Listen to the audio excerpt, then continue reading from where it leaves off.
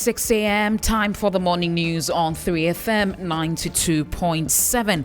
My name is Christabel Success Trevor. Coming up this morning, the Greater Accra Regional Security Council to undertake a major decongestion exercise at La Paz Trading Hub today as 72 hours deadline to traders elapse. Either they relocate them or push them back so that we'll have the streets for pedestrians. Also, Basic Education Certificate Examination BECE timetable comes under scrutiny as students take their last Arabic paper today.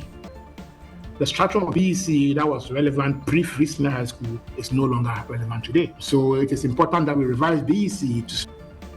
And much later, workers of the National Identification Authority NIA declare indefinite strike effective Wednesday. And do you know the financial implication that ever since one was due to be promoted in November 2024, we are in 2026. The said staff has not been promoted. We've got details for you. Please stay with us.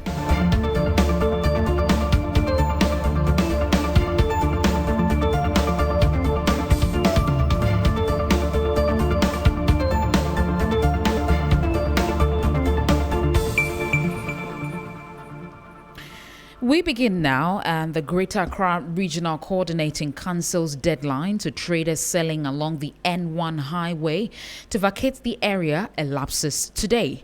The 72 hours ultimatum was given when the Greater Accra Regional Minister in the company of the Okwaikwe North Chief Executive visited the area on Friday.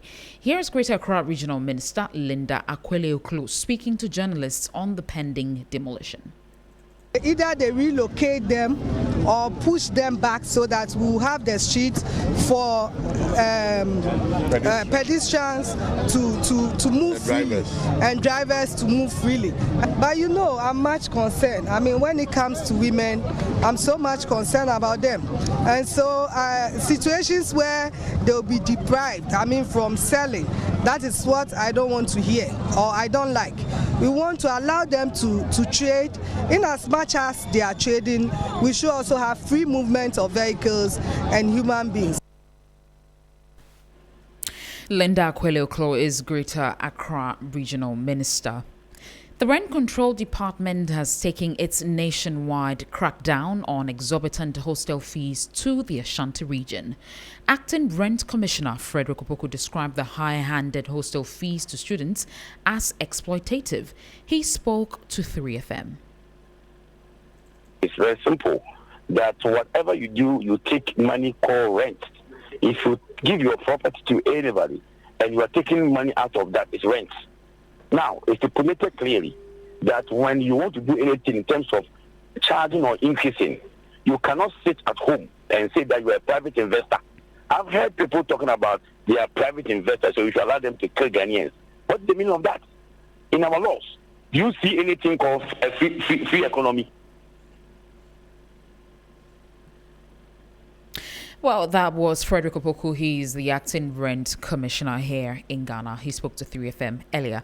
Now, the Takwainswam constituency of the New Patriotic Party has been plunged into turmoil following the alleged disqualification of hundreds of polling station executives. The aggrieved party officials stormed the party's regional office in Takoradi protesting what they describe as manipulation of the electoral album and a blatant breach of due process in the party's ongoing internal elections.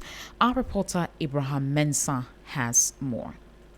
The affected polling station executives had earlier petitioned the party's national leadership over their disqualification and missing nomination forms. They were subsequently invited to assist with investigations into the matter. However, tensions escalated after they waited for hours without any engagement from party leadership.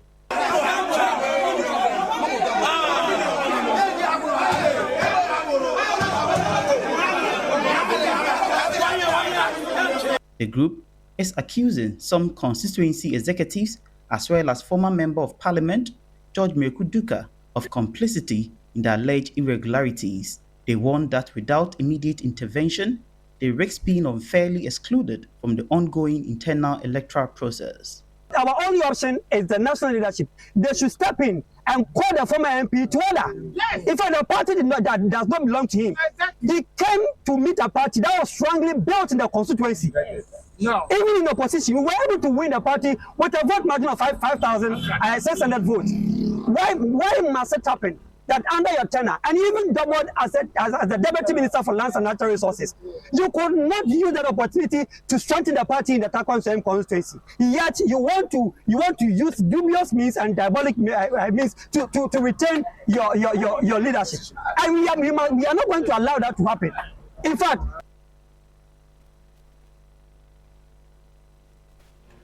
now, workers of the National Identification Authority, NIA, under the NIA Division of the Public Services Workers Union of Trade Union Congress, TUC, have declared an indefinite strike effective Wednesday, May 13, 2026.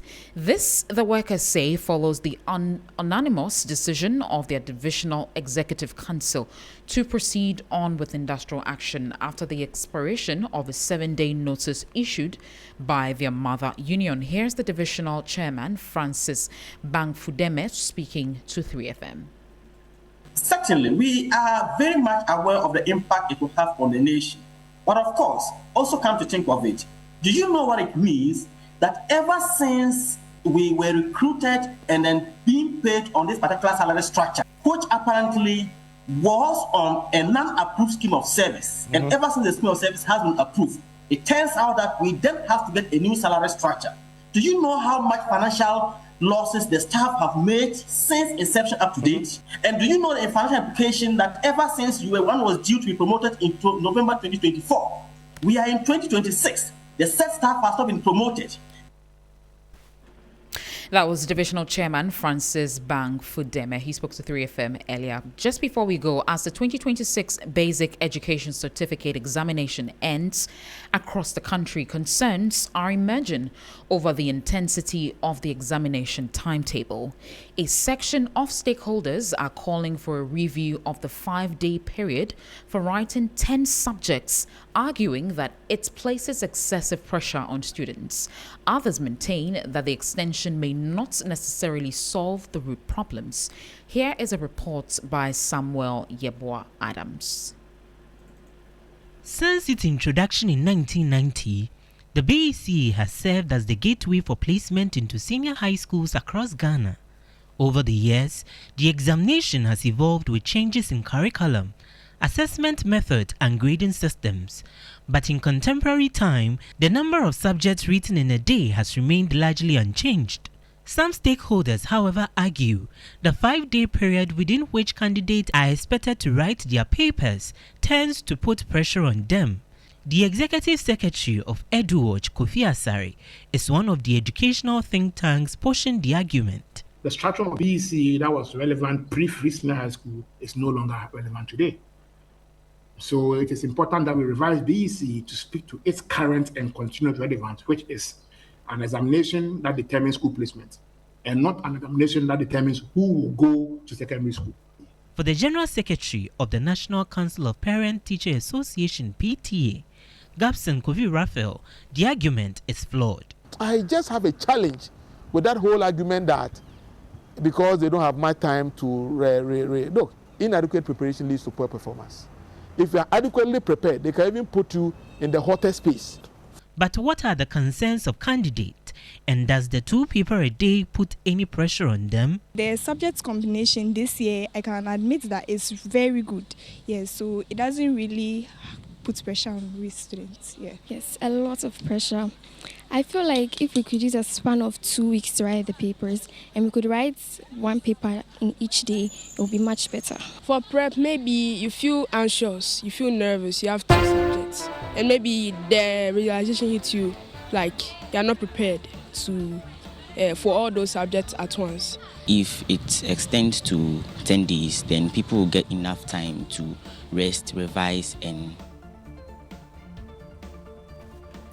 That was a report by Samuel Yeboah Adams, wrapping up the morning news on 3FM 92.7. For more details, please check out our website, 3news.com. My name is Christabel. Success Trevor. Business is up next.